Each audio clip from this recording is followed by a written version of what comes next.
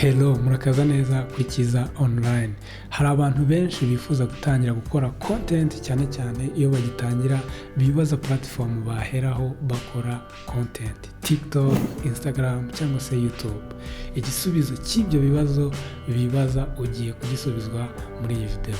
Hari impamvu abantu benshi bazwi kuri TikTok cyangwa Instagram birangira bagarutse kuri YouTube kandi bari baranze kuyikoresha mbere hose. Impamvu bagaruka kuri YouTube nuko iyo bageze kuri izo platform hari ibyo basanga YouTube ifite izo platform baba bariho zitagira. Ikintu cya mbere nuko biroroshye kumenyekana vuba kuri YouTube. Ugereranyije n'izindi mbuga nkoranyambaga, YouTube iza ku mwanya wa mbere mu gutuma abantu batakuzi bashobora kukubona byoroshye. Bashobora kubona byoroshye video zawe. Kubona video zawe biroroshye kurusha izindi platform. Urugero, YouTube igira icyo bita search, aho umuntu utakuzi ashobora kwandika ikintu runaka atekereje atazi ko kibaho, amagambo yanditse yahura na video wakoze akaba kumenye muri ubwo buryo. Hari nanone recommendation.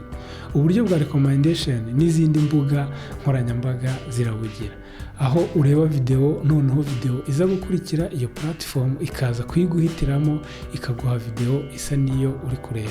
Ariko nubwo ku zindi platform ariko bimeze, YouTube yo ibikora neza kuko ku ruhande ubureba ikwereka video nyinshi zikurikira ukaba wahitamo iyo ushaka. Gusa kuri TikTok cyangwa Instagram ntago bishoboka. Impamvu ya kabiri rero iri no muzituma aba creators bagaruka kuri iyi platform nicyo bita AdSense.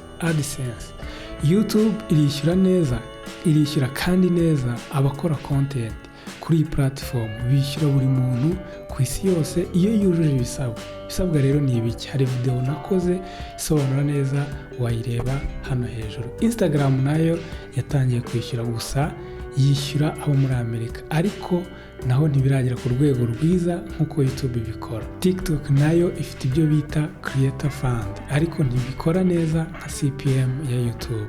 Kugeza ubu umuntu ushobora gukorera amafaranga cyangwa cash nyinshi kuri TikTok nuko aba yakoranye na company runaka ikaba ariyo imwishyura gusa. YouTube rero iguhemba igihe wemeye ko icisha ad cyangwa amatangazo muri video zawe, hanyuma amafaranga avuyemo ugatwara 50%, YouTube nayo igatwara 50%. Birumvikana aya mafaranga ntiyatuma uhita ukira, gusa iyo video zawe zirebwa n'abantu benshi urakira, ndetse hari ingero zabo byashyikishije zirahari. Nubwo bimeze gutyo rero, channel ntizinjiza amafaranga angana niyo zaba zifite views zingana. Ubwoko bwa channel zinjiza cash nyinshi nizivuga kuri business, finance, ubukungu n'izindi. Ikindi ugomba kumenya nuko niba ufite abakurikira channel yawe batuye muri Amerika, uzinjiza amafaranga menshi kurusha ibindi bihugu. Aribyo byatumye YouTube ishyiraho itegeko ko views zose wagize muri Amerika ugomba kuzisorera hatitawe ku gihugu ukomokamo. Sponsorship, aha twavuga igihe abashoramari cyangwa se abaterankunga bashaka gukorana nawe, ukabavuga kuri channel yawe, ukavuga serivisi batanga, ibyo bakora ushyiraho ibiciro maze bakakwishyura.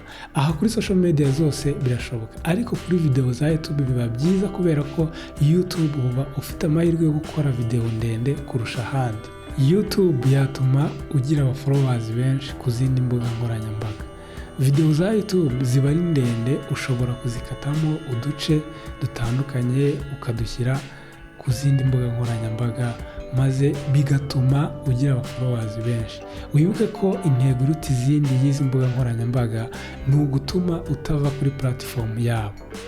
Niba uri kuri TikTok ntishaka ko uhava, niba uri kuri Instagram ntibashaka ko uhava, kuko uko uhaguma niko binjiza cash.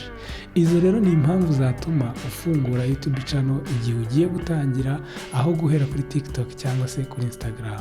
Ariko n'ahandi wahatangirira, gusa muri iyi video nageraga ngo umenye neza aho izi platform zitandukaniye. Duhurira kuri video ikurikira, ugira ibihe byiza. Ciao.